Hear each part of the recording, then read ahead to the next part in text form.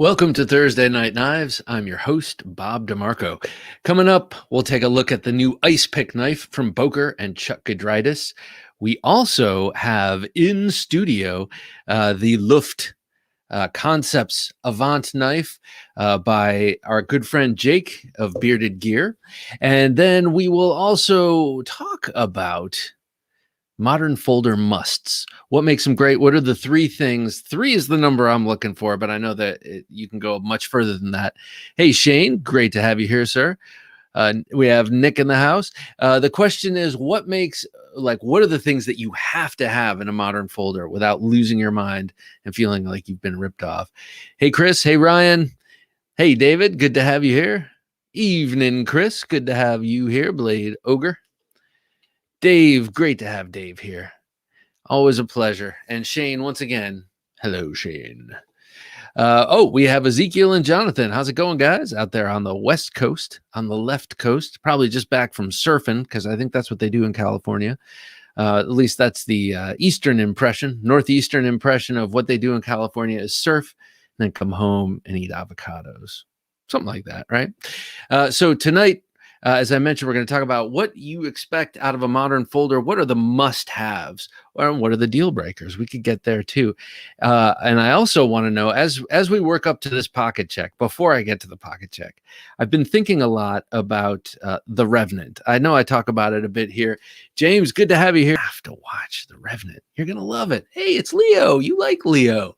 And it's beautiful filmmaking, all shot natural light, and the bear scene is awesome. And she, I'm alone on that.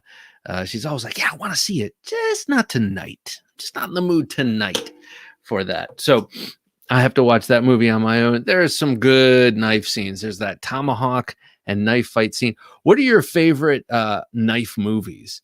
Let me know, because I need a few more in my repertoire. There's The Highest Art. That was a weird movie. I think it was a French movie. It was starring Peter Coyote and some French dude that I've seen around a bit, about this underground knife fighting circuit. I mean, great idea. I think takes place in Brazil, and he's a reporter. But a great idea for a movie, a total knife movie. And then, of course, there's Predator and there's Rambo and those movies. What are your favorite movie knives? I just need some recommendations. I know there's a good knife fight that keeps coming up, and now I can't remember what it is, but it's like a Keith Carradine is one half of the knife fight, and it's like a 70s or 80s cowboy movie, and they're tied together at the wrist, and they're fighting in a saloon, with these giant Bowie knives. I'm curious if that ever happened, or if that's, doesn't happen to me too often. Professor, good to have you here. We have Professor EDC. He says, hey, everybody, Bob, Jim, hope everyone is doing well. Peace and smiles. Well, peace and smiles back to you, sir. Dave says that flick with Peter Coyote was originally called Exposure because he was a photojournalist. Yeah, and the French name was Le Grand Art or something like that. And then they translated the title into The Highest Art, and then they just called it Exposure, I think, to keep it simple. That's a good movie, Dave. Am I right? And that scene where he selects his knife out of 5, and there are 2 Randalls and then a couple of beautiful customs.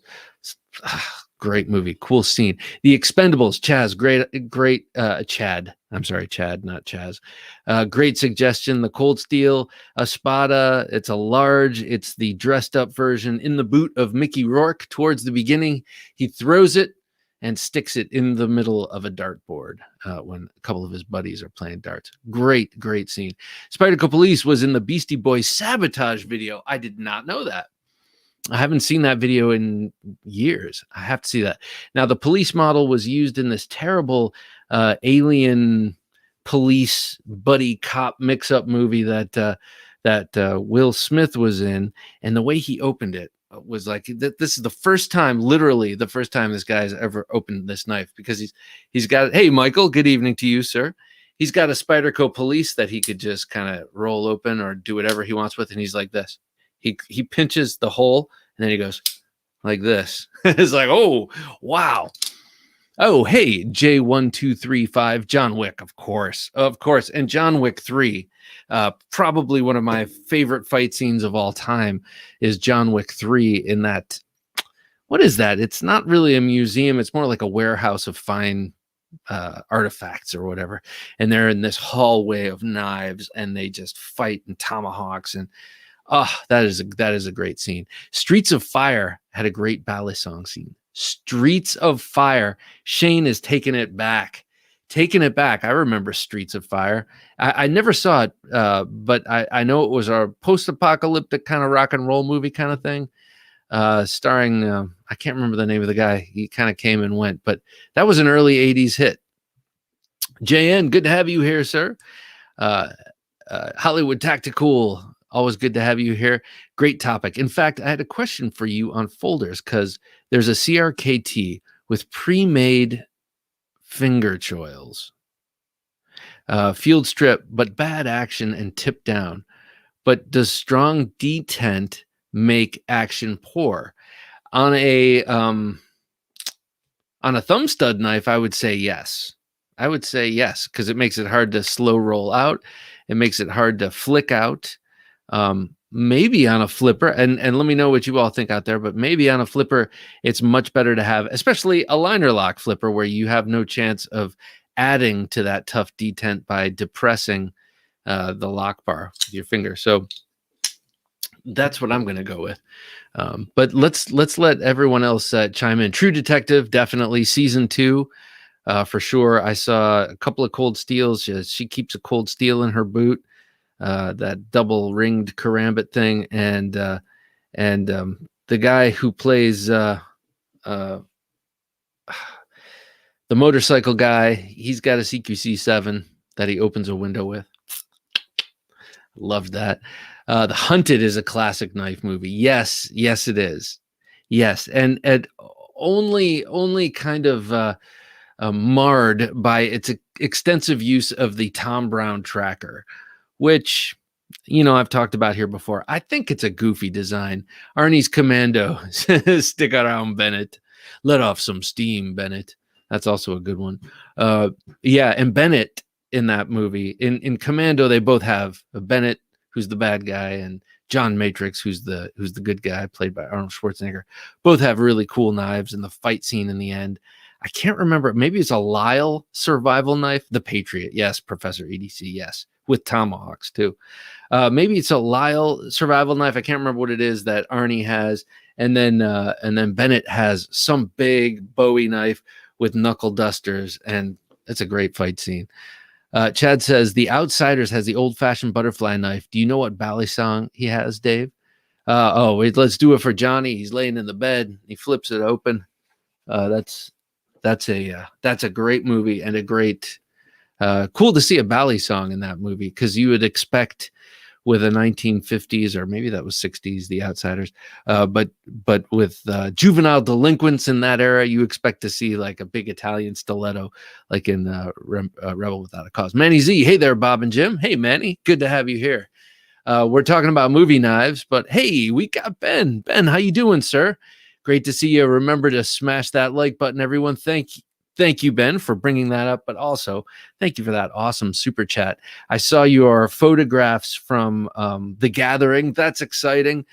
Ben was at The Gathering in the Usual Suspects Network gathering in Las Vegas, I guess last weekend, I think it was, showing off his Jack Wolf Knives goods, and building up steam for that. I think it's spring release of your knives coming out.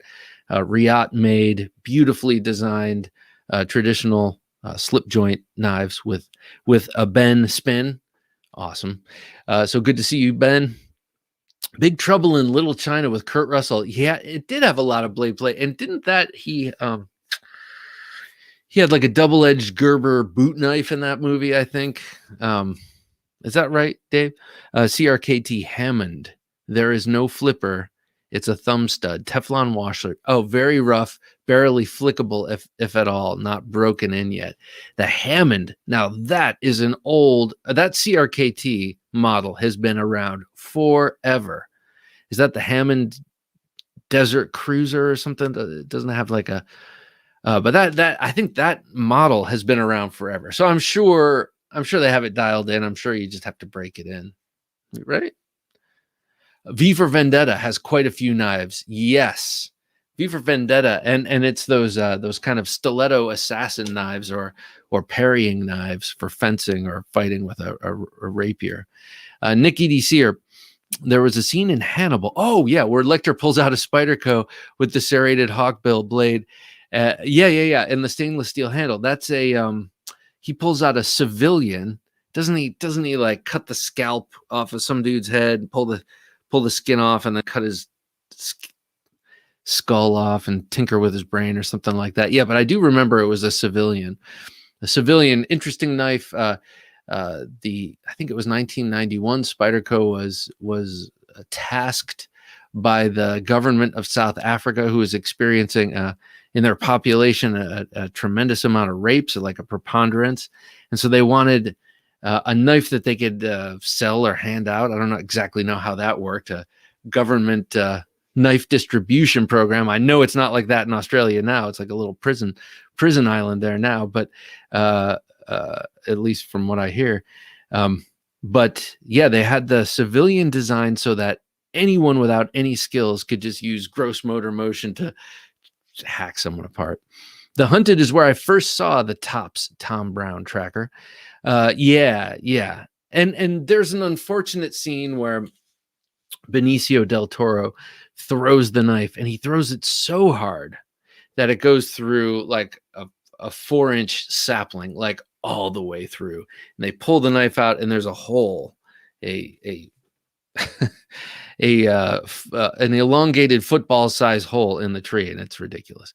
Jan says the knife had a scene in the Tommy Lee Jones music. Yep. And it was also, I thought, kind of cool how the Benicio del Toro character naps a flint knife for himself when he's kind of caught out in the bush up there in the great Northwest. The Golden Child. Ooh, I don't know that one. The Golden Child is getting written down as a good knife scene. The Golden Child. All right. So as these suggestions trickle in, sorry, I was wrong. Sorry for the shaking table. CRKT Monashi Cromer design. I do not know that at all. I don't know, man. Try giving it a break in. And I've never done this. Is it such a thing to take a knife apart and to file down the detent ball a little bit, make it a little flatter? Scott, hello all. I want the knife, please. All right. So tonight we are doing the drawing for this knife. We're not going to do it quite yet. Eddie Murphy. Oh, okay. I want the knife. I got you. I thought you were talking about the knife we're giving away tonight. Okay. So I'm not sure what that is. I want the knife. What is that? I know it's Eddie Murphy now, but I'm not familiar. Not sure. So let's find out what you were carrying today. I'll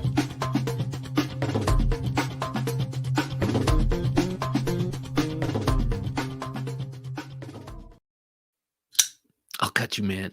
So today I had the K2 on me. This is the Riot Knives K2. I feel like I've carried this a couple of times recently after letting it go fallow for a while.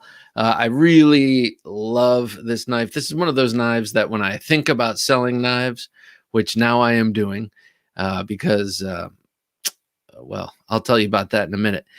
So this is one of those knives that always kind of comes up on the chopping block and then quickly comes back off. Oh, gotcha. Golden Child, Eddie Murphy. Got it. Scene in the Golden Child. Now it keeps coming up.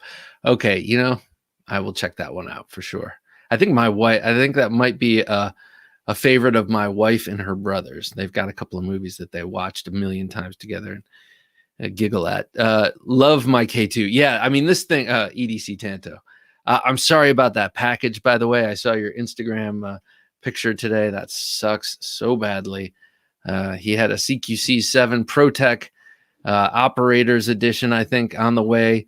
And I'm sorry, I'm not laughing. This really sucks. Hey, Peter, great to have it. You'll take it off my hands, will you? Yeah, I am going to keep this. But yeah, he had a box that showed up empty in a bag with a letter from the USPS that said "We care," which kind of seems antithetical to receiving an empty box in a plastic bag. To say "We care," it's kind of like, sorry, I just kicked you in the nuts. I mean, like, I don't know how else to put it. So yeah, today I had the K2. It's a wonderful knife. It's got incredible action. Yeah, it sucked. I'm sorry, man. That just sucks. We've all experienced something like that, and I'm just sorry today was your day, man. So yeah, great action on this. Awesome feel in reverse grip, which it never really gets used in reverse grip at all. But if I ever need to, it will do wonderfully. I love this knife. I've said before, this was not my first choice of handle, but then when I got it, I was so happy. This was the only one that was available. They had some smooth titanium. These are the original releases. I know Knife Joker has come out with a whole bunch of exclusives of this knife. But when this one was first released, I think it had 3 handles. This one, and then 2 others that were very similar. It was like a smooth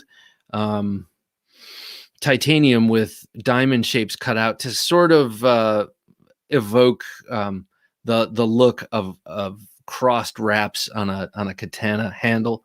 And they were anodized different colors, blue and gold and stuff like that. And that's what I wanted originally. I got this, and then, oh man, like I said, I just really fell in love with this bronze look and this sort of reptilian sort of thing. So today I had the K2, and then I also had my Ron Steele Designs Prime Double Edge. Tried to record an interview with Ron Steele the other night. We had some internet issues, and that was a bummer. So we're gonna reschedule and figure out another time to do this. But I'm just in love with his knives, and this one in particular because it is mine. But yeah, just thrilled to have this. I'm looking forward to talking to him about his process and his I'm going to say it, his journey into becoming a knife maker. He's got an interesting story. So there it is, the Double Edge Prime. That's the first Prime drop point ever to be made in Double Edge. Proud to say. And of course, that is linen micarta. And it is maroon in color. Very dark, very dense, very beautiful. So what were you carrying today? I am curious. Let me know. We have a classy group of people here. I do happen to know from the commenters, and I suspect that they represent a whole other batch of classy people who are not commenting. So let me know what you were carrying. 80 20.5 and mini bug out CF Elite style. So Nick Sear was going super light, super thin today. He had the 20.5 and the mini bug out. The 20.5 is a great knife, and I have mine right here. I happen to have it in the shark's foot, and I have told you my conflicting feelings about the blade. I mean, it's an excellent blade, well made, works well. I'm just superficial, and I look at it and I'm like, it's not as pretty as I want it to be. But man alive, does this knife rock. Love it.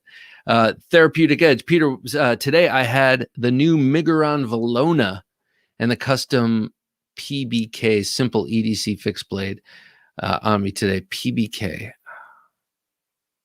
Oh, you just did a video of that knife like a couple of days ago, I think.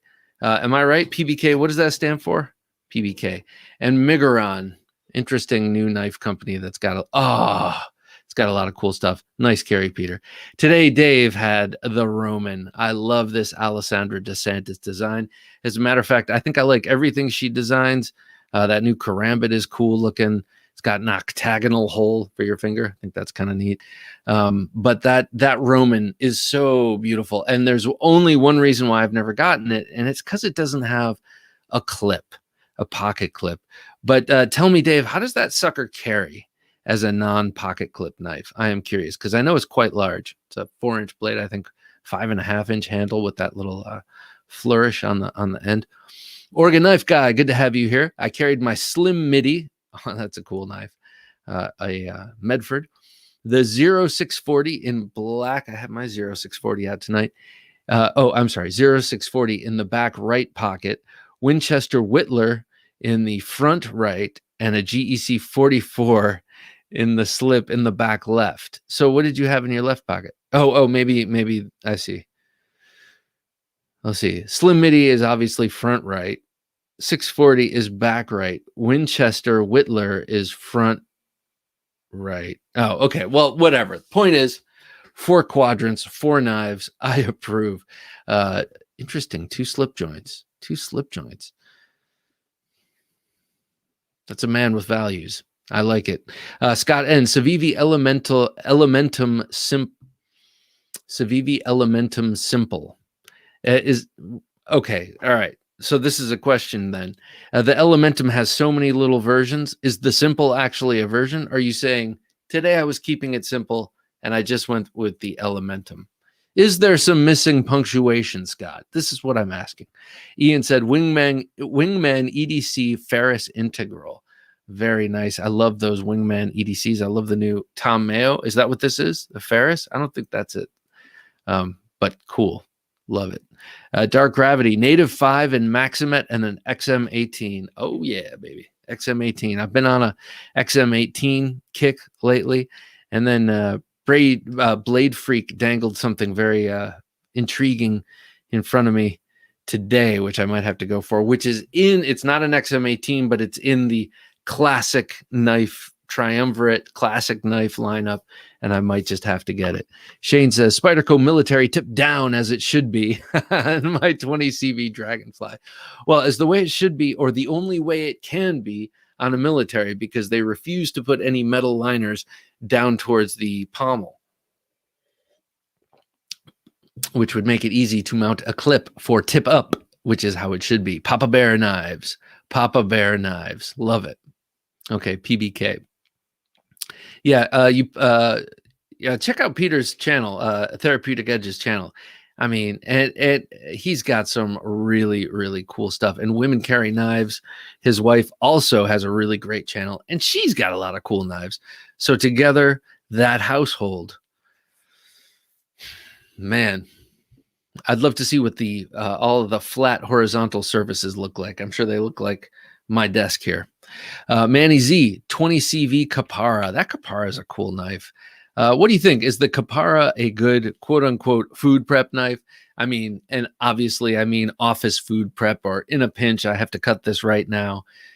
We all know that we all have kitchen knives. And those are the knives we use the most, and probably the knives we tend to neglect the most. I could easily say that for myself. You know, I'll happily strap a knife that I've barely used, and then let my kitchen knives go dull until I have to go nuclear on them and actually remove metal. Michael Morgan, Rough Rider 2193 G10 liner lock. And a 440 hollow grind, 3.5 inch flipper, $13. How is it? That's the question, Michael. I know that Knife Thoughts has been putting up a lot of videos on Rough Riders that are these more modern Rough Riders. So I don't know if you know him, but Knife Thoughts, he's a guy. He happens to be a jiu-jitsu teacher, I think, a black belt many times over in Brazilian jiu-jitsu, but he's also an aficionado of GECs and other slip joint knives. And then that led him to, what do you want to call it? I don't know, kind of a cheap date with Rough Rider. And then he discovered that they were pretty good. And then he discovered they're modern knives, and then he started buying them. I've never bought a modern Rough Rider. For me, they're good for a cheap, not cheap, inexpensive, because actually they're quite nicely made. Inexpensive slip joint fix. You know, if I need an inexpensive slip joint fix, Rough Rider is a good way to go.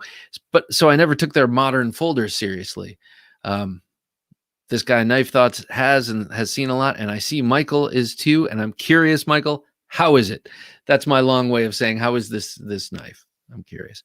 Just light a fine cigar. Hello, sir. Oh, you just lit a fine cigar. Casper, great to have you here. Wait. Just lit a fine cigar, and girls, just light a fine cigar. Hello, sirs. Oh, and girls, I got you. I'm a little slow. Casper, great to have you here. And yes, tonight I usually smoke a cigar after Thursday Night Knives to sort of chill me out and get me ready for bed. I can't just turn off the computer and go right to bed. But tonight I had a little puff beforehand. Just let's see what it's like to have a cigar right after dinner. And it was very nice. Incognito, it was just a little bit. I'm going to continue it after this. Incognito Griffin, great to have you here, sir, as always. I carried the Vaquero, which is true to form for Incognito, and the Spyderco Tenacious. Excellent. Now, tell me, is this a traditional Tenacious with HCR 13 MOV, or is this one of these new cool lightweight? And not that the old one isn't cool. I love the Tenacious and that whole series. But I do see that they have put out a GRN, a lightweight version with S35VN. I'm a little intrigued. All these kind of shakeups. They gave the Resilience. Is that what it is? The real big one from that line. They gave that a reboot. I wouldn't mind checking out. EDC Tanto Knives Best Tech Explorer. Nice. Best Tech. One of the best. I really like Best Tech. They just make awesome knives. Ooh, the Bark River Gunny 3V and Lion Steel Gitano. It means gypsy, but I'm not exactly sure how to pronounce it. I do know that Gitano, which is how I've been pronouncing it, is wrong. Gitano, I think it is, or something like that. Dave says the Roman carries very well in the waistband. Oh, interesting. Or back pocket next to the wallet, like a bally song. That's funny. Yeah, I used to carry my keys like that. When I lived in New York, I had a Kubaton on my keys. And that's how I would slip them in my back pocket right next to so that's cool. But in the waistband, that's interesting, Dave. What keeps it from slipping down the pant leg? I'm curious. Or do you mean in some sort of a little holder? Max the Maker says, I carried my PM2 today, which I used to harvest summer squash, and my Milwaukee Fastback Compact, which I didn't use at all today. We talked about the Milwaukee, I think, last week. But the PM2 to harvest summer squash. Got to say, Max, that warms the cockles of my heart. I'm not a big squash lover, but I do love the idea of growing my own food. I also love the idea of using my own knives and to harvest food that you've grown. Cool. I like it. Ooh, Casper had the Empress Tomahawk. Very nice, sir. That's my next to the bed carry. That is, you know how I feel about Wingard wearables and all of their wares. JN says, oh, he had the Rex 45 Native Chief. That's his, I don't want to say latest because I'm not sure, but he's been carrying that one a lot lately. QSP Gannett. That's a bird. DLT Trading Company Delica exclusive, the Eldris, as to be expected, and the McBee for dessert. So that's the little tiny Spyderco, made by McNeese, right? Or designed by McNeese, whose first name I don't know. Nice carry, JN. Well done, sir. 4 knives. I like it. Keeping it simple with the Elementum. Okay, gotcha. So, Elementum. I think, I have to get one. Kind of like at a certain point, you couldn't deny that color TV was a thing. You couldn't deny that you had to wear your seatbelt. You couldn't deny that, you're going to have to get a cell phone and get an email address and all that stuff. It's kind of like I'm going to have to get an Elementum. It kind of seems like the pull of a black hole. So which one do I get? I'm hesitant to the button only. Something about that seems like dangerously limiting. But lots of Elementums out there. Which one should I get? We are carrying a Cold Steel Mini Recon 1 and an Off-Grid Viper and a Joker Montez 2. Okay, Off-Grid Viper. Which Viper? Can't remember which one the Viper is right offhand. Oh, I know which one. That's a Warncliffe, right? A little bit shorter. Has that interesting kind of jimping on the spine of the blade. And a Joker Montez 2. I do not know what that is, but love it. I love the 3-knife carry.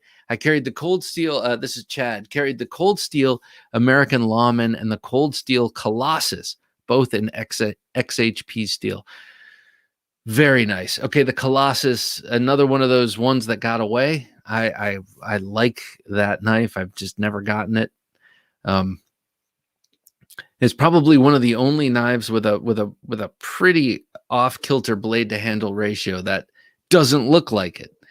And the Lawman, of course, so awesome. Thank you, Bob, says the Therapeutic Edge. Oh, of course.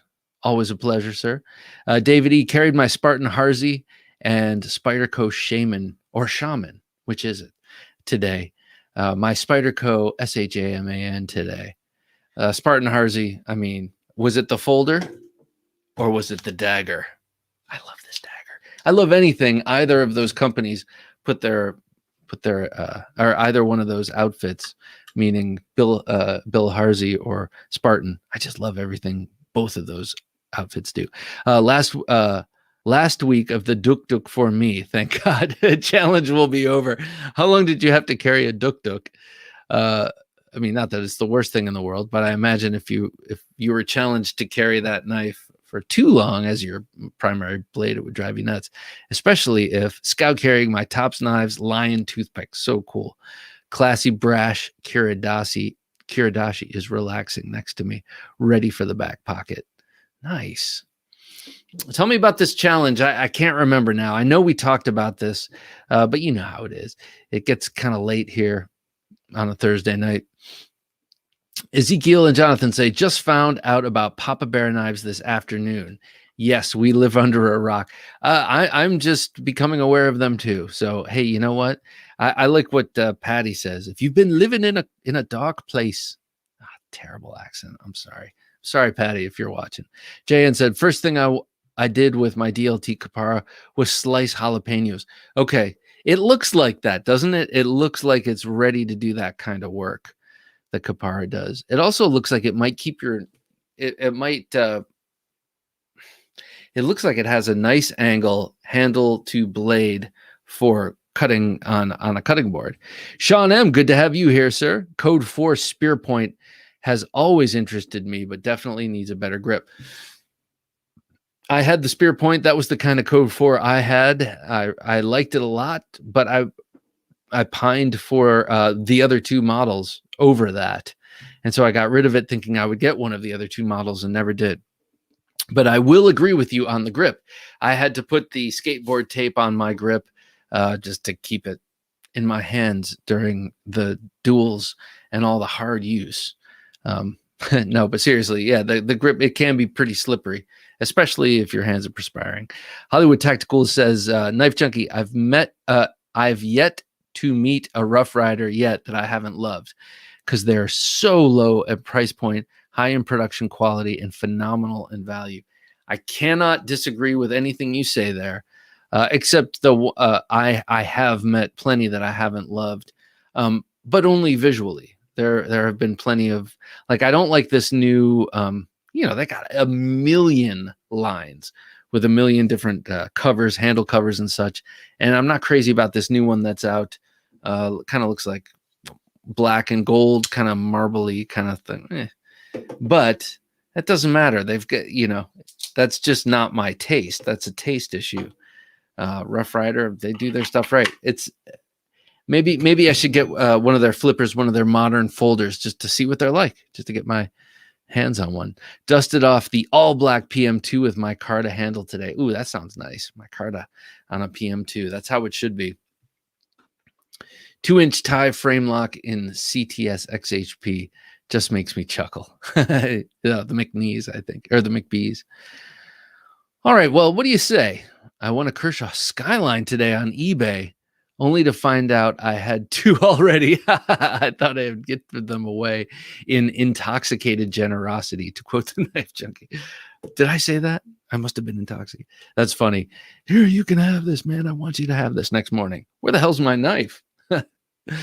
Okay, so let's do this right here. Oh, by the way, congratulations on winning the Skyline, Sean. And how cool is that knife? And I haven't had one of those in ages. But I bought one of the fixies, made a cool little sheath for it out of Kydex, And now it's on my wife's dresser. It has been for years. But so that's the only Skyline in this house. But what a great knife. And then they made the Skyline XL, which I definitely would have gotten because that was the one missing thing for me was the size. And instead of sticking with 14C28, and they went to 8CR13 MOV. And I thought, at the time, now I would have just bought it. Hollywood Tactical says, Knife Junkie Rough Rider makes a cold steel. Oh, I saw that. I saw that. Frenzy inspired for, okay. But this is where we must split hairs because I would imagine, and maybe I'm wrong, but I don't think I am. I would imagine the cold steel can take a hell of a lot more than the Rough Rider. So if having a Frenzy with its length, you want it to be strong. I don't know. Kep McNessart, good to have you here, sir. All small blades for me today. The Buck 55, which we talked about, I think, last week, which I love. Finch 1929, which I also love. And an Eldris. Yeah. Keeping it small, but very utilitarian and classy. Snuznuz says, did I just see an Actinon Verba in your hands, Bob? Yeah. This is the giveaway knife tonight. This is the giveaway for Gentlreman Junkies. This is the Patreon giveaway knife tonight. This thing is so cool. This is the Z300, bequeathed to the channel by Dave, this old sword blade reviews. Thank you so much, Dave. Not only for this knife, but for your generosity across time. Dave has supplied a lot of knives for this giveaway, and they all come in immaculate shape. I think he just gets them, checks them out, makes videos, and if they matriculate into his collection, that's where they stay. But if not, he keeps them pristine and, sells them, or in this case, donated it to the channel. So thank you very much, sir. This Actinon Verba Z300 is just, I've gone off about it a bit recently because I just think it's beautiful. I will say it again. It looks like a shark. Last week, we kind of decided through the comments, someone commented, it looks specifically like a Mako shark, and I guess I would have to agree with you. It's long and sleek and bullet-shaped, aggressive, but it's not too crazy aggressive. You've got the head, you've got the pectoral fin, you've got the belly. I like the belly. Tapers off to where the fin would be. Instead of a fin, you get an ultra deep carry wire pocket clip, an awesome pocket clip for super discretion. That single pylon, yeah, it isn't. I agree with you, Michael. It is nice. You have a single standoff there, which, look at this. When it's closed, look at how close the blade comes to that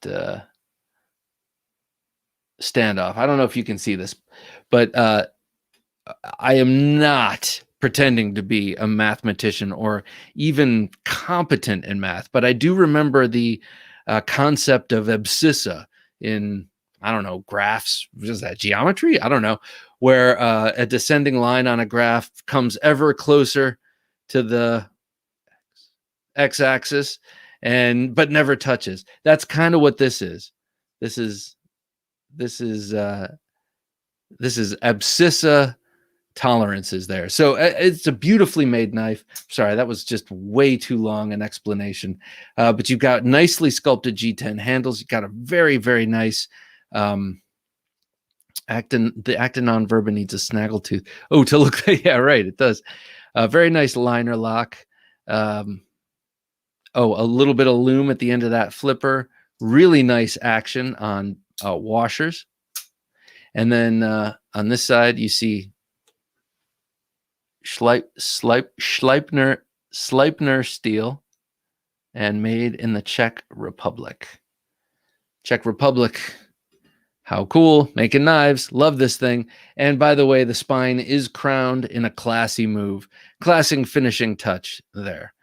So this is the Gentlreman Junkie giveaway knife this week. Now, what is Gentlreman Junkie? Gentlreman Junkie is the highest tier of support on our Patreon page. We have 3 levels of support. $3, you're a traditional junkie, and you get sticker and a mention on the podcast. You can be a tactical junkie for $5, or a Gentlreman Junkie. If you notice, these are, you don't have to be a gentleman to be this level. It's just kind of talking about different knives. You get it. For $10 a month, and part of that is getting entered into this here monthly giveaway. We've given away a lot of cool knives. This month is no exception. Our Gentlreman Junkies this month are Christopher Wolf. Thank you. He's our newest. Scott Nelson. We have Ian Goodman. Jared Strasbaugh. I think Clayton dropped out of this one, but Jared Strasbaugh. We have Sean Curry. Ryan, that's North Code. OG Juan Kenobi. Chris Wolf, not to be mistaken for Christopher Wolf. Joseph Strycharts. Ben Belkin, the great and powerful. Jason Edwards. Martin Gamboa. John Ladner. Ezekiel Yates. Mr. Fileto. Jesse Tellis. Mike Latham. Edwin Callow. Ryan Leitner, Caleb Townsend, Reed Merritts, and Kevin Seastrom. Thank you all. Thank you, one and all. It is so greatly appreciated. And, oh, wait, who's this? Sean M. That's funny. I just got an email come through that says, meet a new patron, Sean M. So I think, I don't know. Jim, is there a way to add Sean M? I just got an email come into my my Knife Junkie email saying that we have a new patron. Came in right under the line. What do you think, Jim? Can we add him in? We'll take a look at that. Thank you so much, Sean M. It is greatly appreciated. Thank you for joining us on Patreon. And you see, these are one of the perks. Here's another perk that we've been doing. We've done it the last 2 interviews. Tried it on the 3rd, but that whole interview didn't happen. So, this Sean, thank you, man. Thank you. We're going to put you on the wheel of destiny. Nice job, Sean, says Shredder, the guys at Shredder. So we've been posting extras from the interview shows. Every Sunday we do the interview show. And Jim noticed a long time ago that, geez, after we stop rolling, you guys have awesome conversation. And then he said, you should record that or we should figure something out. And then I never made a move until recently. I was like, gee, we should do this. He's like, that's a great idea, Bob. And I was like, I know it was your idea, but it just sunk in. So yeah, we've been putting up extras. We had a great bit of interview extras from Michael Janich talking about his feelings about ringed knives and karambits and Pikal. I just took we have a lot of fruit knives lying around the house, Victorinox fruit knives. I took one from the kitchen and tried wrapping it in that cooking twine, that you hobble turkeys with and such. And I did 2 layers, and it does feel good in the hand. Excuse me, in the hand. I think I'm going to shellac it though. First of all, it'll take away some of the burn mark and I don't know, make it look old. And I love that golden color next to black. I think it'll look cool. Anyway, Jim, what about this wheel? Were we able to get Sean on it this evening? Let's see. He's probably working on it, actually. So in the meantime, see this? Let's see. Sean M. There he is, right at the top in green. Thank you, Jim. Greatly appreciated. And thank you, Sean M. All right, so we have the Actinon Verba Z300 sitting next to me under the knife cam. Let's spin the wheel and find out who gets it. Ooh, we have sound effects this time.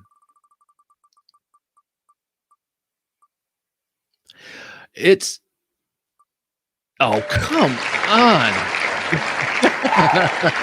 Woo!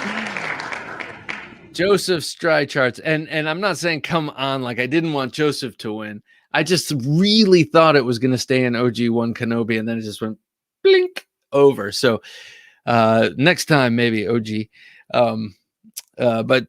So congratulations, Mr. Strycharts.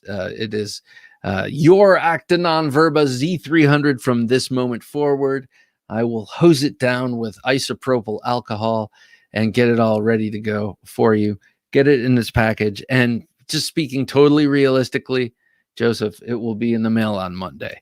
This is what usually happens. I'm like, I'll get it in the mail tomorrow. Tomorrow's Friday. And then something will come up tomorrow, like my boss, and say, you're not going to the post office. So there you go. Is Jim in studio? Jim is in studio. He's in his studio. We reside, I'd say about 20 miles apart as the crow flies. So Jim is in his studio and I in mine. Steve, great to see you, man. It's been a while. Good to have you here, Steve Clover. Jim must have a magic wand. Jim's a smart cookie. Let me just put it that way. And he figures stuff out pretty quickly, and he's got a tech mind. Let me say, lots of congrats for you, Joseph, coming in, pouring in. They own lots of crows. Congrats, says Josh Worth. Thank you, Josh. Thanks for joining us. So this acta non verba that I've been talking about for weeks now is, let me get it in my hand right, is now Joseph Strychart's. And I am grateful for your support, sir. This is the box it comes in. It's actually quite a classy affair. It's got a little thing here. It's a little grease, little acta non verba grease. Here's a puffy sticker like in 3rd grade. Here's like a birth card or a, what do you call it? Congratulations on your purchase kind of thing. And who it was inspected by. And then, of course, the knife nestles nicely in the foam. And boom. And this will be out to you shortly. A very nice knife. I really like these Czech Republic made acta non verbas. Well, I should say I really have liked this knife, and I like a lot of the designs I've seen out there. Yeah, Czech built. It's pretty cool. Pretty cool. I love that recurve tanto-y drop point thing that they have. It's a fixed blade. Beautiful thing. Andrew Bentley, good to see you, sir. Love those purchase cards. Yeah. Congratulations on spending your money with our company. It's like, congratulations, I have always felt is the wrong word. It's more like, dude, you should be stoked. You have a cool new knife or something. I don't know. Bob Streets of Fire was John Parr and Willem Dafoe. I didn't know he was in that. The sledgehammer fight was awesome. Hey, man, have you ever seen a sledgehammer fight that wasn't? Andrew Bentley is laughing.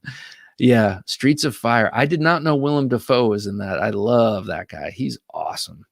He can just get creepy, and he can get knife nestles nice. Thank you.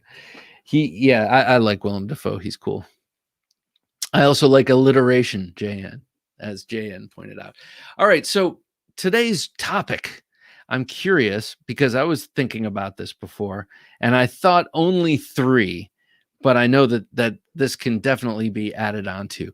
It's about modern folders. What do we expect? What do we expect? And the reason I asked this is because I had a company reach out to me. Hey, you want to check out this knife? K-Tactical.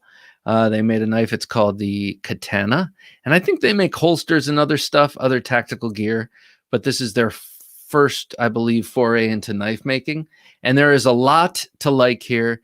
But there are also a couple of things that are missteps knowing the knife community. A sharp edge. Okay. Yep. That's definitely was one of my 3. But this knife, I'm going to do a review on it, like a review, like these are the good things and these are the bad things. Usually my videos are knife close-up videos, and that basically indicates that I already like the knife, because most likely I wouldn't be making a video of it because it's hard enough for me to find time to make the videos in the first place. I'd rather do it on things I like. But when a company sends me something for free like this and says, make a video, I'm like, okay, I will, but I'll be honest about it. And they're like, well, that's why we sent it to you in the first place. Action is important. Okay. Now we have 2 of the 3 things I was thinking of. But then I tight tolerances. That's a good one. That is a good one. No deep carry, or at least the option. Okay. So, excuse me, that's what I'm getting at. So this knife, having this knife and seeing that there's a lot about it to like, but there are some things that I think will make knife world people bristle, and I'm going to tell them all those things. So I want to find out from you what you think is important. Great action, a lock that keeps your fingers out of the blade path, micarta handles, LOL, decent handle skills. Okay, all right. The blade, the lock. Yes, of course. I don't know why that wasn't on my list, but it wasn't. James Moore, comfortable grip in use, functional blade, solid construction. Okay. All right. I was thinking action, geometry, and fit and finish. Fit and finish is so broad, and it's actually 2 things. Fit is different from finish. So maybe that's 4 things, but I was basically thinking of what you were thinking of. Merkin, sorry, James, is like the build, how it's put together and how solid it feels, and over time too. David E. By the way, I love your logo, David. Musts. Intriguing design. Yes. Thank you. It's got to look good. Feels good in hand. Build quality. Ooh, okay. All right. Intriguing design. So I like the examples. Tucson 224, which I'm unfamiliar with. Feels good in hand like the Sleesh buoy, and build quality like the Sebenza. So this is kind of close to mine. Because it has to, the third element besides fit and finish. Well, I guess this would be the 5th element, would be looks. So, Oregon Knife Guy, lockup needs to be tight, no play in any way. Agreed. And that does not mean that I couldn't go my entire life with one knife that had wicked blade play and probably get away with it as long as my lifestyle doesn't change and doesn't change. But still, the annoyance of that, and just knowing that there's some, if there's play in the blade, it's kind of like play in a person's character. It's like, it's probably not fatal, but am I sure I want this? I don't know. A 14 millimeter hole, steel choices, quality heat treat. I like the quality heat treat. Steel choices. Okay, that's an interesting one. 14 millimeter hole. Is that the large Spyderco hole? Is that like the size? Is that 14 millimeters? What are you talking about, Shane? What you talking about, Willis? Northcode says a weight is a consideration for me. Northcode, from your pictures, I get the feeling you live in a warm climate. Is that why weight is a consideration? And that comes out of weight becomes a consideration for me in summer, for sure, because I wear shorts in the summer and that kind of thing. But in the winter and in the fall with the bigger clothes and stuff, I don't mind the big heavy knives at all. So I'm curious if Ryan, if it's because of your where you live.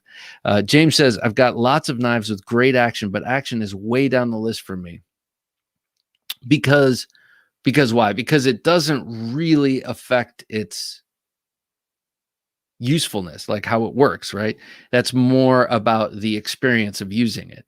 It's like the difference between having an old rock solid Honda that will get you there without question or fail over 10 years, or like a fancy but finicky sports car or something like that. Hollywood Tactical says, I'm not that worried about blade steel because most modern steels with a passable heat treat will cut thread, tape, and packaging.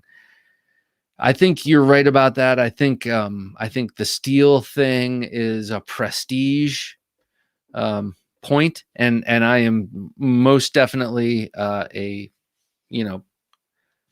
sucker for it, victim of it, whatever it is. Like, yeah, I like to know if I'm paying $200 for a knife, I like to see that it's not N690. I mean, I do like N690, but does every knife made in Italy have to be made in N690 and still cost $200? That's what I'm talking about. And so at that point, you're not buying it for the steel. Hey, Brent, great to have you here, sir. Reliability, ease, and safety of use, coolness. Hey, man, that's it right there. Coolness is even better than aesthetics and how it looks. Because just, is it cool? Is it like some things look really cool? Some things look really cool, or some things look really good, but maybe aren't that cool. I don't know. Hard to explain, but JN, I think you're right by saying coolness. Koenig Arius is one knife that embodies my 3 values. That is a beaut. And you wouldn't have probably heard me saying that before Blade Show, when I actually had a chance to hold one and I just have never owned one and never asked to borrow anyone's. And at Blade Show, I was like, all right, let's see if the hype is, oh, yes, very well. I mean, just beautiful, to the point where I had to be like, you guys make beautiful knives, man. Thanks. He's like, yeah. Okay, thank you. K Mason, good to have you here. Hey, a collector. Hey, sir, how are you? K Mason, I see you like Spidicos. Michael Morgan says, what makes a modern folder great? This community. I like that. That's a good answer. That is true. That is true. But there must be more, Michael. What else is there? Stop trying to hide it, Michael. What else is good? I think personally, it has to have some sort of lanyard option. And I hear you all snickering, and I hear people yelling at their screens. But I do think that all knives, not just modern folders, but I do think modern folders should have lanyard holes. I'm sorry, Jim. Can you go back to the last comment before JN? Snuznuz says, "We'll pick nits on knife all day." I'm sorry. We'll pick nits on a knife all day long, any knife. It doesn't matter what. Cutting it down to 3 things may be a bit tight. Yeah, it may. It may. 3 is like a magical number, though, right? It's like stable. And that doesn't mean there aren't 4th, 5th, 6th, 7th, qualities that need to be there. But if you were to rank order the qualities that must be there, and you were to start at 1 and go to 3, what would they be? This knife embodies a lot of that. This is the Niche Designs Ingress. So cool. This is one of the prototypes. This is prototype number 2. And it has all of my qualities, including the lanyard option, which I don't have on here. But sometimes I feel this way. I know Jimmy Slash feels this way. Sometimes adding a lanyard or a fob, for me, especially if it's in leather with that little sort of noose knot, just makes it feel special. Shane says, I used to cut the rear 2 tits off my newborn cow. Oh, okay. Okay. I used to cut the rear 2 tits off my newborn cows, sometimes 150 a day. They appreciate edge retention. Holy shit. Okay. All right. Interesting. Yeah, I guess they don't want any dull. Well, then maybe you need to get this. We'll talk about this in a minute. I think this could cut tits all day long. Or teats. Is it teats? Did I don't know. I'm sorry. But that's something, man. Whew. Shane. Is that what that sea dog did? Just kidding. Shane donated the sea dog that we gave away during the birthday bash. So anyway, I think that this is redacted. Welcome, redacted. I know we read one other of your comments earlier, but I think that's one of the key things that makes a great folder is going to vary from person to person, and that's the way the knife fits their hand. Yeah, I think you're right about that. I think one key piece of evidence that you're right about that is a knife like this, which I love, but I have never been super stoked about the ergonomics of. This is the Emerson Sachs, and it's got the double finger swales. So it's got 2 double finger swales. And for this knife, it works. But on other knives I've had, it does not work, at least not for my medium-ish size hands. So I see what you mean. And sometimes overcommitted ergonomics, anything with too many choils and swales and all that, can be an issue. I mean, lately I've been in love. It's like a second honeymoon with my Sebenza. And part of that is I just love how it feels in hand. I love this grip, and it's so simple, a wonderful knife that's far too small for my hands is probably not going to be a great knife to me. Yes, exactly. Or also something that's too big, like the all right, stick with me here. The it's not here, it's in my car. Unfortunately, I'd love to show it off, but the Off-Grid Enforcer XL is just a badass knife. And I've been keeping it in my car recently. It's got a nice glass breaker, and it's a great fidget knife. And I was looking at it today. I'm like, God, could it be that I think that this knife might be half an inch too big? Like, that's not the way I think. I usually think bigger is better with most folders. But on that knife, for some reason, today I was just feeling like, well, maybe it's a little too big. And then I thought, stop being such a sissy. It's awesome. It's big and bad. And I was like, okay, all right. And I was back to right. Incognito says Damascus blade and micarta or titanium handle and a small 2-inch drop point blade. You lost me at small 2-inch drop point blade. Now the micarta, of course. Titanium, yes, of course. Damascus, yeah, why not? 2-inch drop point. Incognito. Why so small? Do you live in California? Is that a thing? I mean, or is it or Chicago? I mean, I'm curious. Let me know. All outdated folders should have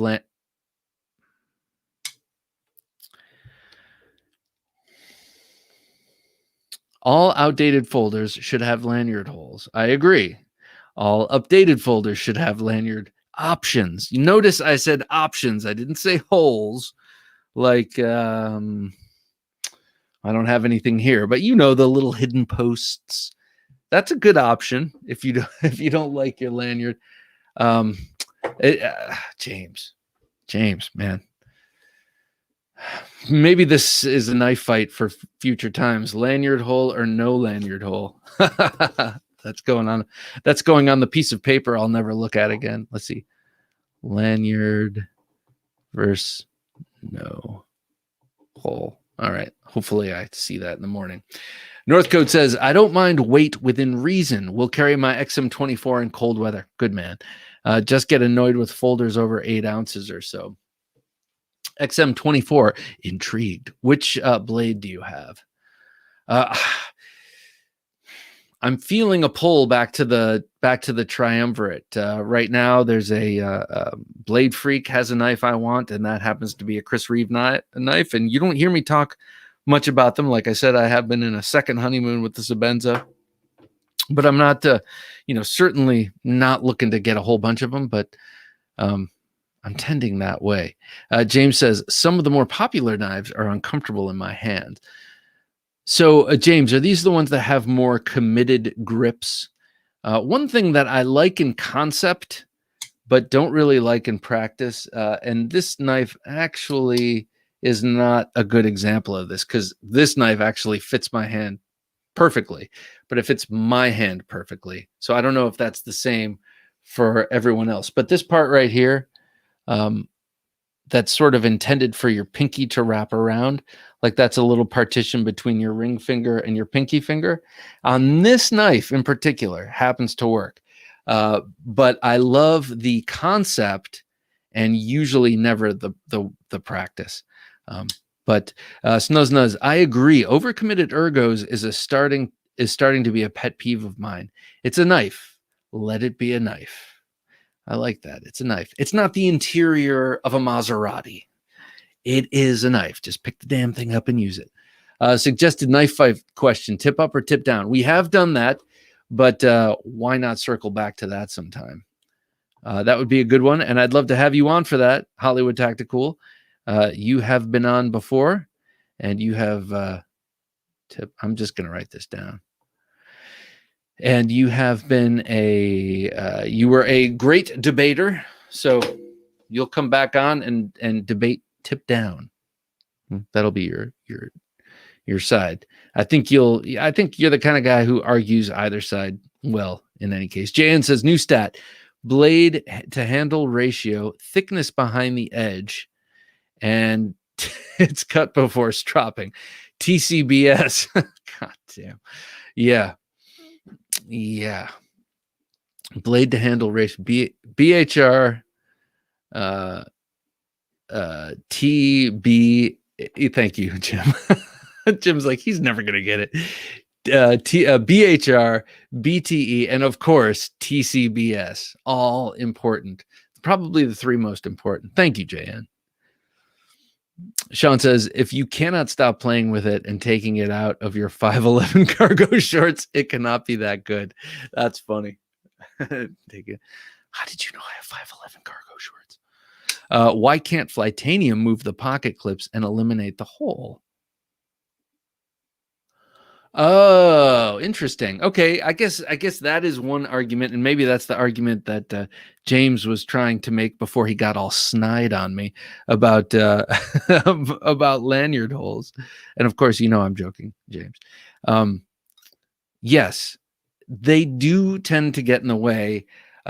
Emerson knives, I know it's love it or hate it, but Emerson knives are famous for this in my book, putting the lanyard hole where they put it and then saying, so just to give it adequate clearance, we'll drop the clip down a half an inch away from so you got to get a deep carry clip on some of their knives. I think the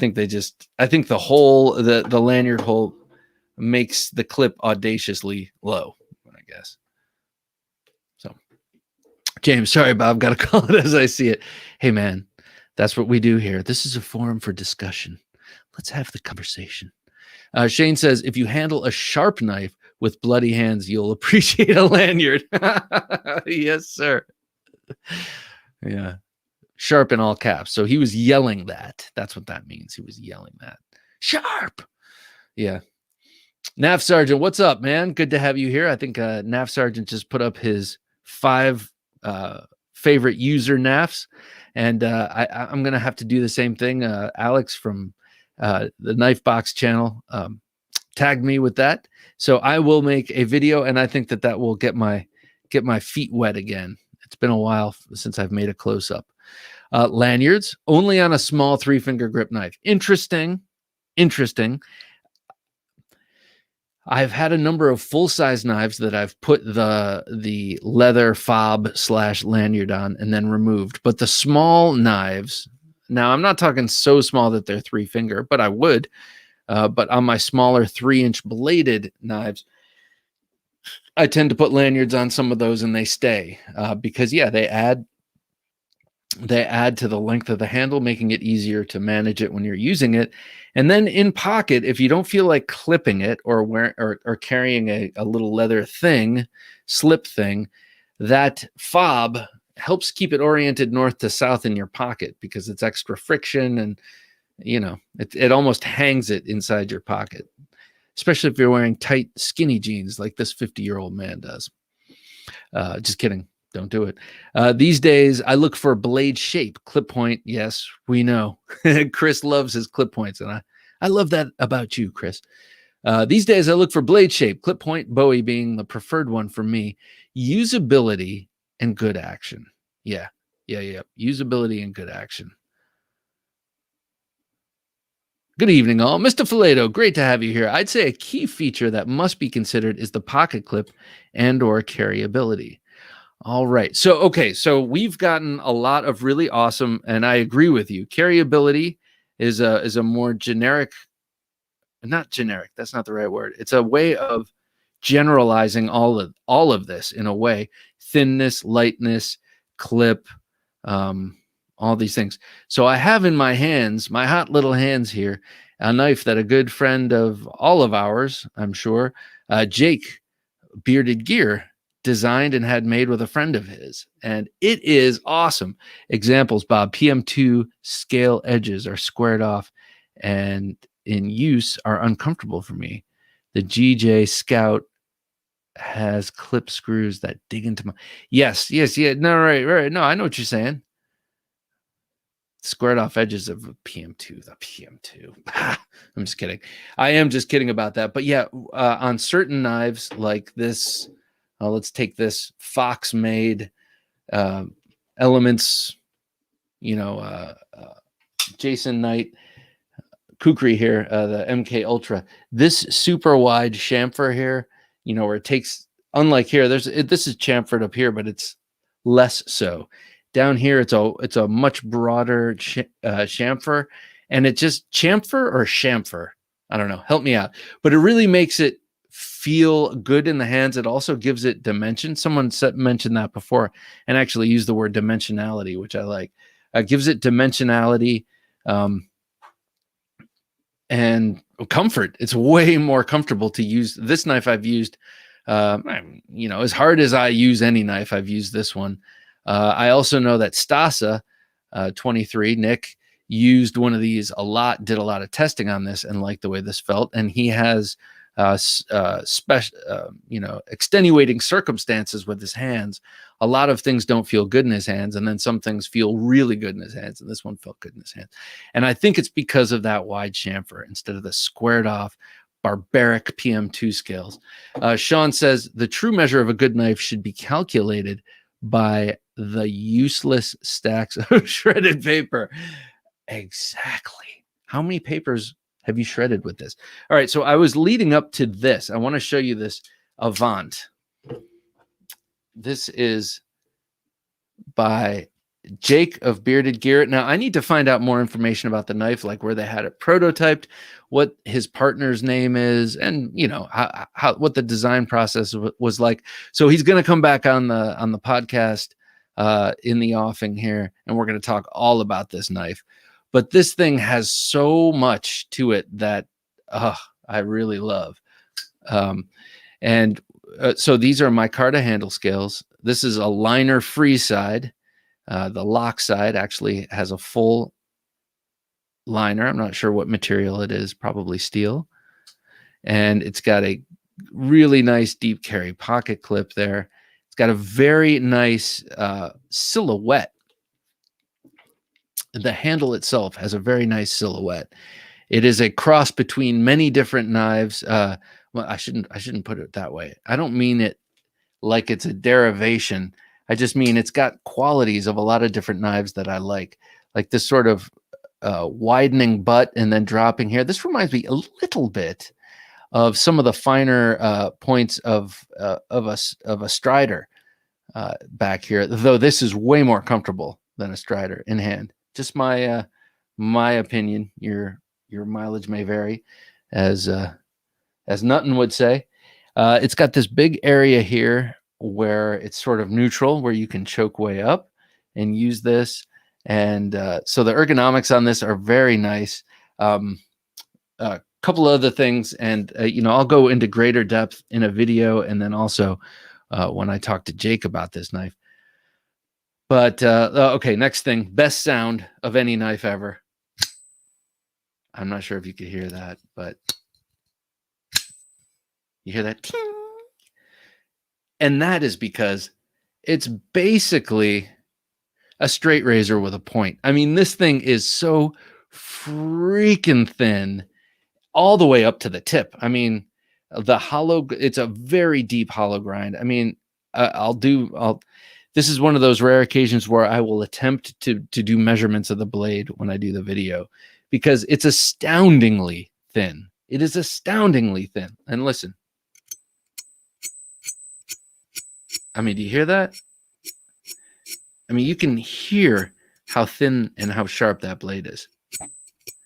At least I can. I mean, I hope you can hear that through the microphone here. But this knife has a lot to like, and I just received it yesterday, and I have not. He's encouraging me to carry it and use it, and I will.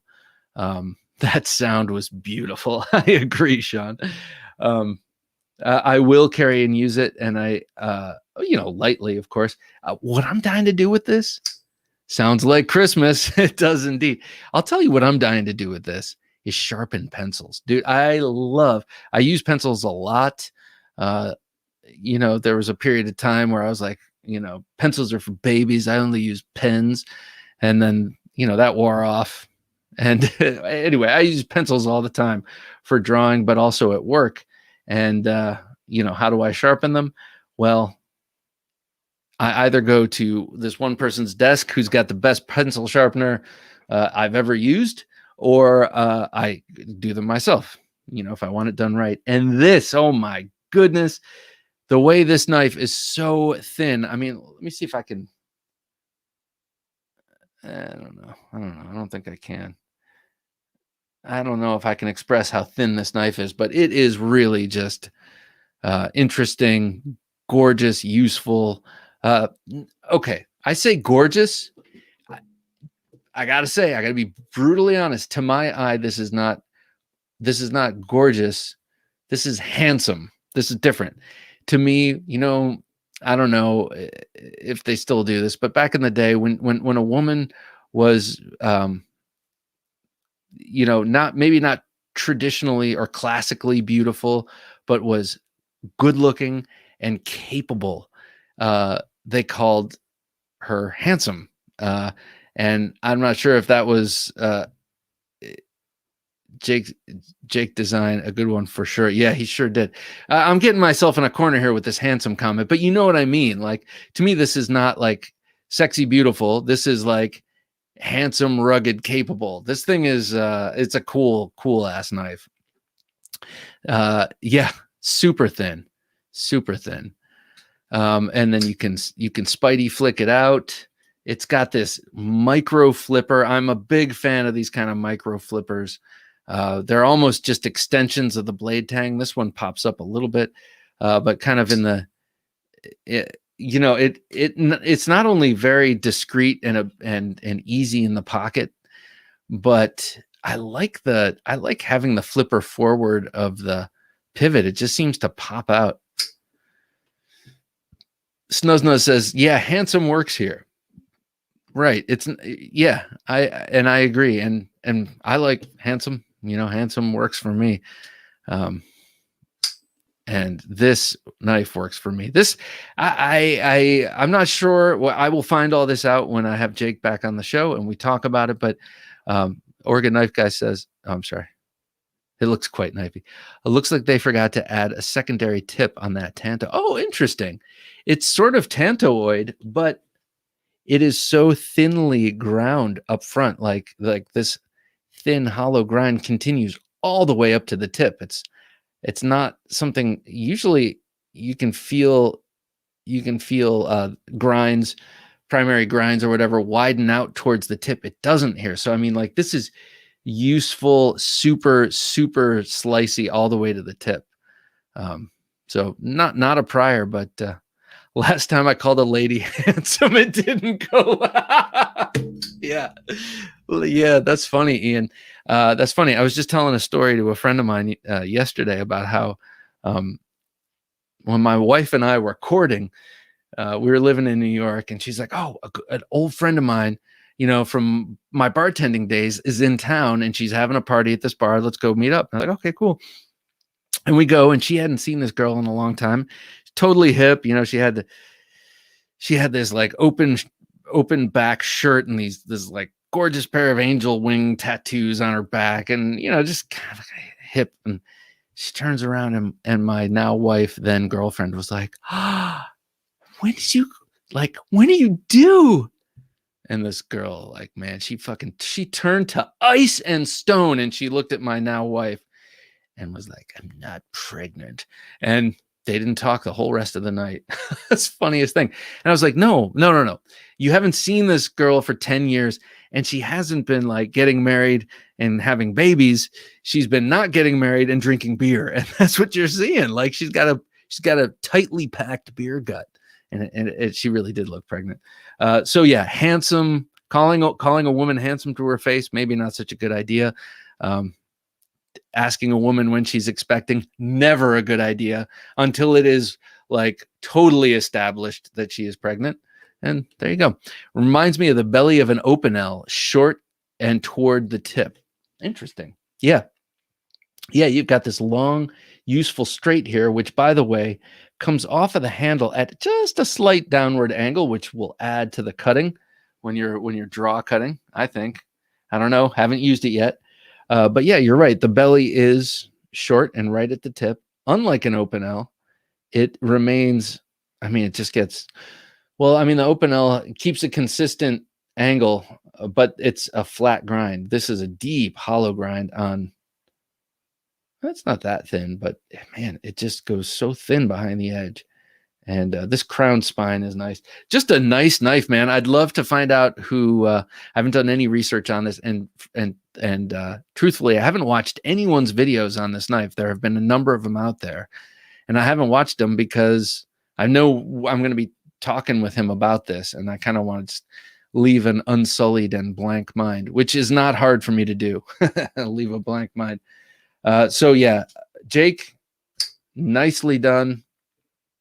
I think you got a winner here, and I think people are going to flock to this thing because you obviously know what you like. You also know what you're doing. You're an outdoorsman. You're a knife fanatic and you've got this great channel and you've had a lot of knives pass through your hands. So I think you've done an awesome job on this, and I can't wait to talk to you about it. By the way, I also love that he added a backspacer. I've been starting to notice that backspacers actually might afford you more blade room, because the backspacer will prevent you from ever kind of slipping your thumb in there and cutting yourself, so you can get as much blade while being safe in that handle as possible. Just a theory. What do you think? Let me know. Very nice knife. And you know what? I was going to show off this big box of fixed blades that my good buddy Justin from Tier 1 Blade Reviews sent me. But that I'm going to have to do. I'm going to do that in the supplemental, because these are some gorgeous custom made fixed blade knives, and I want to take my time with them. James says, looks like a Spyderco Arius. Arius. What's the Arius? Can't remember what the Arius is. What do you think of the opening hole? I ruined a friendship by asking my friend's girl when she when she was due. My friend was okay, but she never talked to me again. Oh, dude, that sucks, man. That sucks. He's like, I'm not really supposed to be talking to you anymore, but how's it going, man? What's up? Oh, she's coming. Yeah, I know how that goes, man. Yeah. Just don't do it. Don't do it anymore. No one. Don't ever do it. Even if the baby is halfway out, don't ask. Could be something else. Could be a trick of the eye. Yeah, you never know.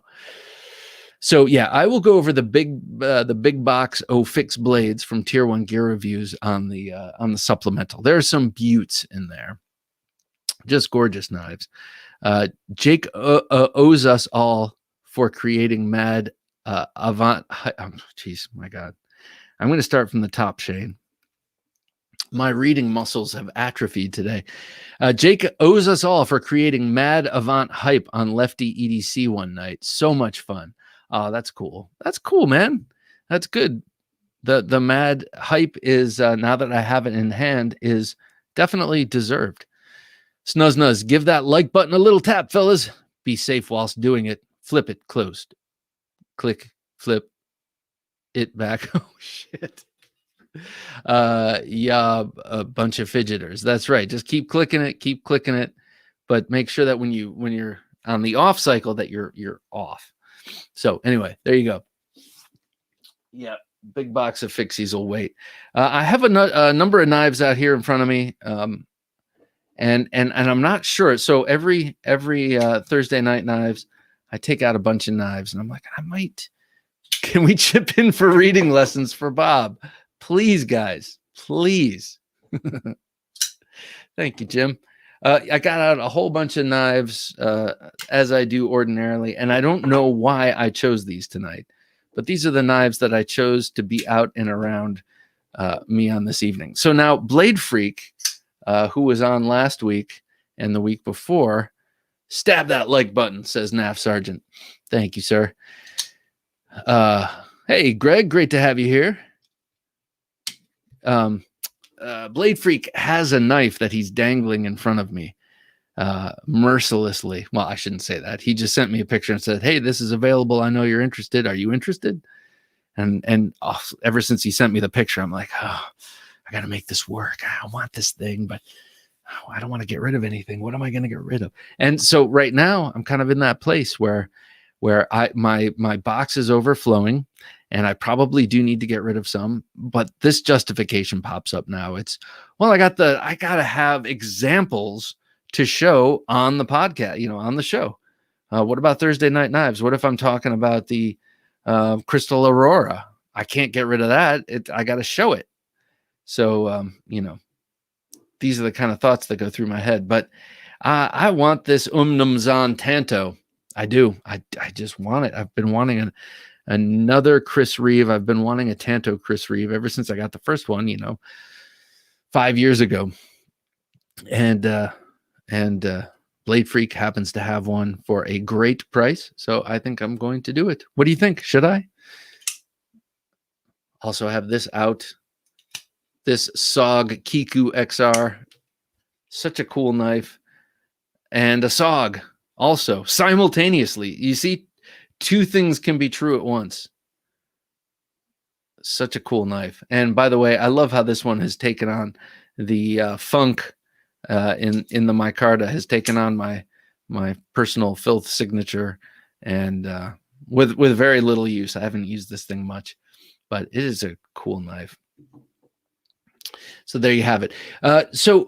Former guest of the show, or a guest of the show, Chuck Gedritis, has a new collaboration. I pulled the trigger, Bob, says Ian. That's all I needed, Ian. That's all I needed. Thank you. I have the support of, see, they always say that when one person writes their congressman, that means there are 10,000 who feel the same way who didn't. And I'm not saying I'm a congressman, and I'm not saying you did much writing, but you did say pull the trigger. And I have to believe there are at least, we'll be conservative, at least 7,500 people behind you that feel the same way, that I should buy that knife. All right. So I will. I'm going to do it. I'm going to make that happen. The new Boker Chuck Gedritis knife. Now, Chuck Gedritis just recently did the Smatch It collaboration with Boker. That looked really cool. I know Dave, this old sword blade reviews, not sure if he's still on. He has done a review. He's got two of them. He's got two of the Smatchets, I think in wood and in micarta. Beautiful knives. Chuck Gedritis, man, he's a real artist. He's a real knife artist. Not only does he make extremely unique and sculptural switchblade or automatics and non-automatics, like those, like the knife that looks like the Marlin, for instance. But he also does incredibly practical and useful things like the Switch Army knives, those Swiss Army knife style knives that actually are switchblades. But he also just like he one-offs over and over. He'll just, if you follow him on Instagram, it'll be today I'm finishing up a, for instance, Italian inspired switchblade, and that's exactly what this new Boker is. It's not a switchblade, so I shouldn't say exactly, but it is an Italian switchblade inspired folding knife. And I got to say, I find it quite fetching. I think something about his design style is just slightly off in a way that is a really big turn on to me. That sounds weird, but something about, and I don't mean off, but you look at his knives, they look familiar, but there's always something about them that's different. So in any case, I really like this knife. I kind of wish that that blue anodized titanium decorative button were actually an actuating button, and that this thing, I'd love it if this were a switchblade. It is not, hence the thumb disc. But it is an extremely acute dagger-like blade, VG10, and you've got the carbon fiber, liner lock, anodized titanium, thumb disc, fake actuating button. That's not what they're calling it, but also a pocket clip. I think it's cool. What do you think? To me, it's not as compelling as the Smatch It. But I'm rooting for Chuck Gedritis. I think he's a cool guy. I mean, I really enjoy him, and I think his knives are masterful and unique. And actually, when I was at Blade Show, I had an opportunity to interview him a little bit. That was on the Blade Show, Knife Junkie podcast show. I got a chance to actually hold and use that Marlin knife and the Bird knife and a couple of other knives. And they're not just pretty, man. They are solid, awesome knives. Yeah, that was episode 218 of the Knife Junkie podcast. Just go to theknifejunkie.com/218 to hear that interview. Cool guy, really cool guy. And he's up there in Massachusetts. And I learned from speaking with him that there's a whole New England school of knives and knife design. And he talks about the New England style. And I didn't even know that was a thing. So very cool. And you can also follow Chuck Gedritis on Instagram for some occasionally very envy inspiring pictures of him fishing. You know, he lives out in Massachusetts. He goes out on the water, goes fishing, and catches nice big fish. And you see those pictures and you're thinking, why am I sitting in some stupid office right now? Why am I not out on the open waters, fishing like a man, harvesting my food from the sea? Thanks, Chuck, for making me feel this way. There's also a new knife from the Wee Knife Company that I just saw on Knife News that I like quite a bit. Wait. Before I go to that, though, let's look at a couple of Chuck's knives here. This is Chuck Adritis. Oh, yeah. Yeah. Oh, I like that stag. So this was a recent, right in the center there. I mean, I've been watching all these builds happen. And that one in the center is one of those lever action switchblades. It's got stag and swirly Damascus handle. See that fish? There's Chuck. I just finished working on knives and now I just went fishing. What is that? A tuna or a mackerel with those little things? Those little the jimping by the tail? What is that? Anyway, just false albacore. An albacore is a relative of the tuna, and this is a faker. This is a faker. This is like one of those guys who says I'm a feminist so he can get a date. That's what that is. So I'm glad he pulled that out of the sea and didn't allow it to breathe oxygen anymore. Good for you, Chuck. We're all rooting for you, buddy. So there's a new Wee knife coming out that actually looks really cool. The Primoris or Primoris. I'm not sure how you pronounce it. Primoris, I think. But this is a knife. Now it's 3.4 inch blade. So I mean that's just almost there. But this is a knife by Wee Knife Company that's new, that does not look like everything else they're putting out. I think they've been kind of I don't want to say a one-trick pony because they do change it up, but I kind of feel like they've gotten into this groove where they're just outputting knives, and it's just sort of like this is another one that looks like the last one, kind of. To me, this one looks like a unique design, though the handle looks like the new Kombu Puko inspired knife. I gotta say, that's out by Best Tech, but I'm sure that's purely coincidence. Snuzz Nuzz says, I want to go fishing now, but I can't. Take care, fellas. Time for work. Snuzz Nuzz, have a safe and wonderful weekend and have a good last day of work for the week. Hopefully, this is the end of your work week starting. So thank you for joining us, sir. It is greatly appreciated. Always good to have you here. So this Wee knife to me looks like a cool one. Like I said, I like that the handle to me evokes a sort of Moran style Bowie handle. The blade itself is cool and interesting, and I love the oversized jimping that you can see from a mile away. Almost looks like a saw blade there, but it isn't. Cool knife. I like it. M390 titanium frame lock, 3.4 inches. So it's the same but different, like Hollywood. Everything is the same but different. And Wee knives, they're smart. They know the recipe. And, in a way, if you've built your castle, or if you've built your statue of Rome and it's on solid footing, why change it? So there you go. This is the new Primoris from Wee Knife Company. And I hope someone, this is going to sound so selfish, but I hope someone I know gets it because I'd like to check it out, but I don't want to buy it. Right now, I'm feeling like, I don't know. I'm at an impasse with the buying of new knives. I think something's got to give. And at this point, I think I have to get rid of something because, like I said, Blade Freak presented me with this smoking deal. And instead of just jumping on it, this little bit of conscience wheedled its way in and was like, hey, Bob, are you going to be a useless materialist all your life? Or are you at some point going to, try and even the scales a little bit and get rid of some of what you have? So I don't know. Maybe I will. Or maybe I'll get the knife and then even the scales. I'm not going to say that has never happened because it indeed has happened. So I don't know. We'll see.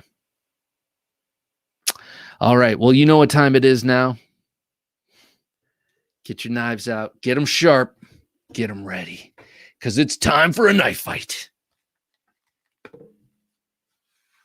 And this is the one I'm going to use. Here it is right here.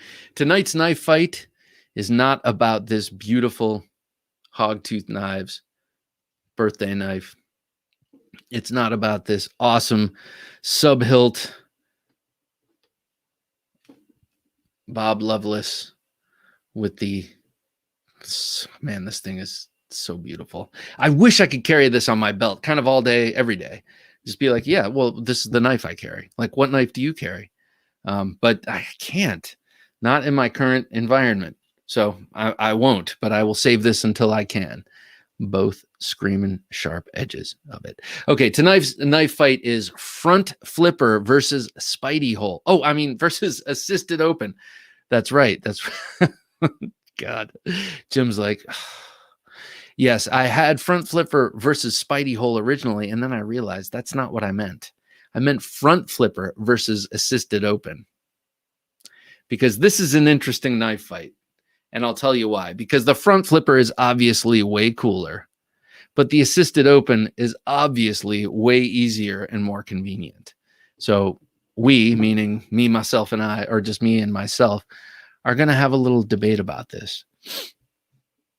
And it's going to go something like this. All right. Representing the front flipper is Robert L. DeMarco. Robert, you're on. Okay. Giving myself 1 minute. Excuse me. Suddenly I got a case of the belches. I think must be nerves. All right. 3, 2, 1. Ladies and gentlemen, first of all, I want to thank you for inviting me to this prestigious venue to discuss this very important topic, front flipper versus assisted open. And I think I can close down the conversation right now just by saying that the front flipper wins on style alone. But since there are some people in the audience who do not believe that style is enough to win this fight, let me just say this. Superior engineering and superior deployment time is really what the front flipper is all about. It is taking the natural motions of the thumb as it wants to creep across the front of a knife. In this case, I am using a non-front flipper, but a front flipper nonetheless. And it allows for the knife user to use some wrist without receiving any sort of guff for it. And really what it does is brings the blade into action in a quick and easy way. Like the traditional flipper, the front flipper is a superior way of opening the blade. However, unlike the front flipper unlike the regular flipper and better than the regular flipper, it keeps the profile of the whole knife nice and clean. I haven't met an assisted open that does that yet, except for the blur. All right. Front flipper is a fad that I hope fades. But assisted is popular because it feels like a legal switchblade, but prevents drop shutting. I have several front flippers. My favorite is the Boker Excalibur. Excalibur. Isn't it Isn't it? Yeah. Okay. That is cool. And probably one of the first I ever remember coming out was the Excalibur. Okay. Assisted opens. And go. Assisted opens are clearly superior because they do everything a front flipper does, but better and more conveniently. They bring the blade out with a quickness that could be that those microseconds could save lives. So we'll start there. Assisted opens save lives. They also feel like a legal switchblade, I hear, and that is something that people like. People like the thrill of it without going to jail. That is, and also the assisted open is superior because you can find it in a lot of places. You can find it in some of the finest knives. Even some ZTs have it, some assisted opening. We gave away a knife right here on the Knife Junkie.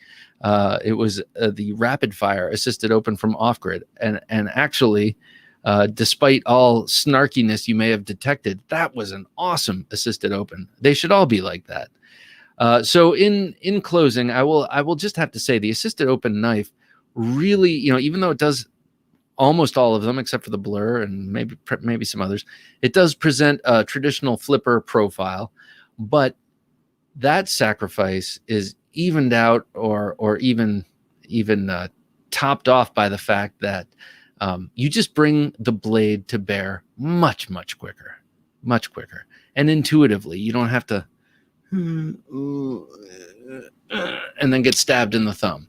So clearly the assisted open knife is superior, and front flipper over assisted because sometimes the situation calls for slow rolling.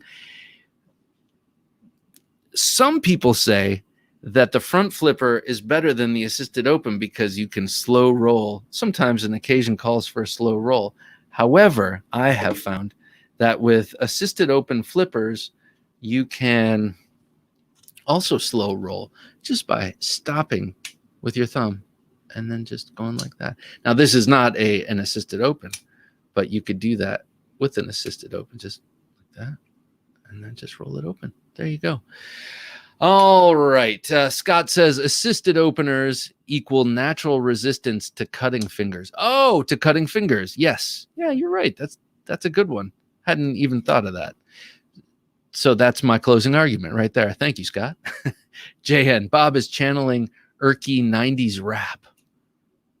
90s rap? Do I know any 90s rap? That's probably the only rap I know, but what tell me what I said. Bob, we can tell your heart isn't behind this argument. You know what? I wanted to pick two things that are sort of abhorrent and then have two other people fight over it, but it didn't work out that way. I don't think they're abhorrent, but neither of them are my favorite way of opening a knife. James says, is assisted opening always for a flipper? For a flipper that's not designed or executed to work like it should? No. Well, a couple of things about the front flipper. First of all, if you're manufacturing 1 million of them, it's an easier way to get good action than actually dialing in good action, I think. And then it's the popularity of it. People like buying them because it's cool. If you're a non-knife person and you need a pocket knife for your job or for whatever, and you go to Home Depot and you buy one and it's assisted, and you don't, knives aren't your thing, but this thing's it's kind of cool, right? It's kind of switchbladey. Is this legal? A good front flipper is great, and I know you've got a couple of really good ones, Scott. And the whole debate devolves around into a real knife fight. Yeah, right, exactly. I swear, this is superior. Neves, hope all is well with you, dummies. Hey, Jared, good to see you, sir. Hope all is well with you. I might have something I'll be sending you soon for a little sharpening job. DJ says, you're going to make me dig out my mini barrage and try to slow roll it, aren't you? Oh, you can slow roll an assisted open. We all know we can. We just stop it with our thumb and then take it all the way, baby. That's how it works. Blade Freak, an assisted knife is in many more pockets. Yes, exactly. And Blade Freak, I was just what's that word? Alluding to the knife that I love. That knife. Been thinking about it. But yeah, you're right. Way more pockets. Way more pockets. What I think people should do is discover the wave, and then that will be in even more pockets. Who doesn't love a wave opener? All right, I hear the fingers tapping. I don't need to hear it, but it's true. I don't have time for slow roll. Me neither, man. Me neither. I'm moving. I'm shaking. I got lunch I got to go eat. I got people to meet. I got giant deals to put together. I can't take time to. I mean, I just lost millions doing that. Sean M says assisted opening action is like walking with crutches. Okay, I like that. Walking with crutches. Or getting up using one of those chairs that lift you up. And then you're like, what? I've been standing up since I was a kid. I own no waves, says Scott. And Scott, I'm thinking that needs to change. And now a wave does not have to be on an Emerson. A wave can be on a cold steel. You can get there are lots of Fox knives have them. You can get even something with large thumb studs if you angle it correctly. I mean, I can wave this out of my pocket because it's got nice chunky thumb studs. And if you do it at the right angle, it still grabs your seam. Neve says, only because people carrying an assisted knife haven't felt a well-tuned detent. That could be right, Jared, but here's something that's weird. Okay, I live with an awesome woman. She's very discerning about everything, and but she still likes her assisted Kershaw $20 Volt. It was designed by R.J. Martin, so she's got good taste because it's an awesome looking knife. But there are so many knives that I've gotten, obviously, and I hand them to her. Like when I get them, check this out. And for some reason, maybe she doesn't open knives enough, but she still likes the assisted. I don't know. I don't love a wave opener, says Oregon Knife Guy. We're gonna have to do something about that. We gotta send them far and wide. No, I get it. Spyderco waves are even more ugly. I don't think this one is ugly, but I will agree with you that Spyderco waves are ugly because you put a wave on an ugly knife, it's gonna be ugly. You know, a wave isn't gonna save it. And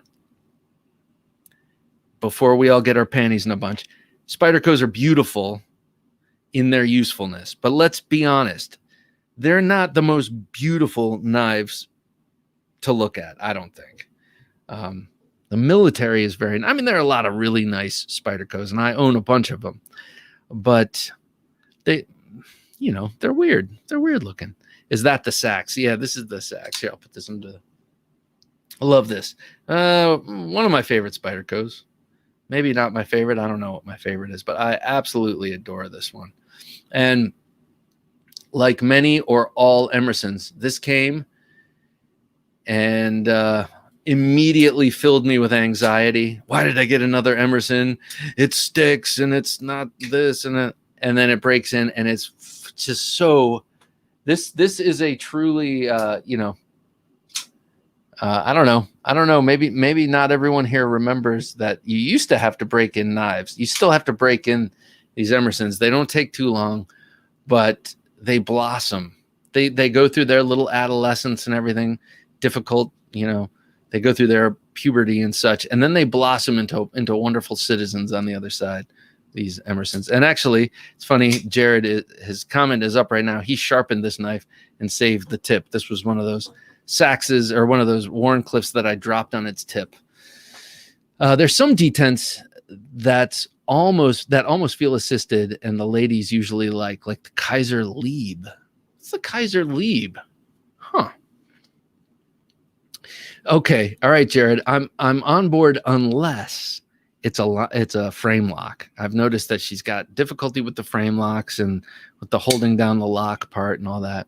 I own one wave. It's the Kershaw CQC 11K awesome knife, and I find it less than perfectly safe to open using the wave. It's, in my opinion, it's perfectly safe to open it using the wave. What's not perfectly safe until you get used to it is pulling it out without intending to open it using the wave. So on a waved knife, when you want to draw it without making it, flip open, you just got to put your finger over the blade here and pull it out. But I learned that the hard way in my car. Let's see, when I first moved out of New York City and got a car for the first time in like 15 or 12 years, I remember driving around feeling I was hot shit. And I had I had one of the Kershaw Emersons, or one of the ZT Emersons in my pocket. I pulled it out like I'm going to play with this while I drive around, and I didn't cover up the blade, but I didn't intend to open it, and it opened up halfway and just cut my hand so badly. If the detent is tuned right, you can't fail it. Oh, okay. All right. And if it's a liner lock, I say it's an extra bonus because there's really no, there's no way. So let's see, coming Sunday on episode 252 of the Knife Junkie podcast, it's custom knife maker David Longworth. David Longworth has a company called David Longworth Knives. Also, their old name was River Steel Knives. This guy, holy mackerel, he makes some really beautiful folders. I discovered him at Blade Show. I didn't discover him, but I had never heard of him until I saw him at Blade Show. And so I called him up. We had a nice conversation, interesting guy. He's not only making artistic folders. I mean, he makes some really high-end folders that are just beautiful, but he's also an innovator. He's created a lock and a couple of other little things that he's innovated that make his knives even more special, in addition to how beautiful they are. So definitely check it out. He's a cool guy. David Longworth of River Steel Knives, or David Longworth Knives. That's coming up this weekend on Sunday. Shane says, believe it or not, some of us don't care at all about action or fidgeting as long as it opens without a fuss. Yeah, that's like, who was it? Greg Medford. I asked him when we were talking, I was like, yeah, your knives, like, they all require like 2 hands or something, like what's up with that? Like, do you ever think about making more fidgety knives? And he was basically like, fidgeting is for frivolous men, like real men don't fidget. And I was like, okay, all right. I don't fidget. I didn't say I fidgeted, man. I'm just saying others, like those other kind of weak kind of guys who like to fidget. What about them? Should you make knives for them? But his response was so funny. It's so funny. So Greg Medford, interesting. Definitely a character, that guy. And only a character could design a knife this ridiculous and then get people to buy it. Just a ridiculous knife. However, very sharp and very thin behind the edge, even though it's on a 5 mile wide slab of steel here. Greg Ortiz got the chance to pick up a PM2 Tanto tonight. Very nice. Love that. For a while there were exclusives, and now there, what are they? Was that Blade HQ that has them now? I need to retool my lawnmower blades in spear point.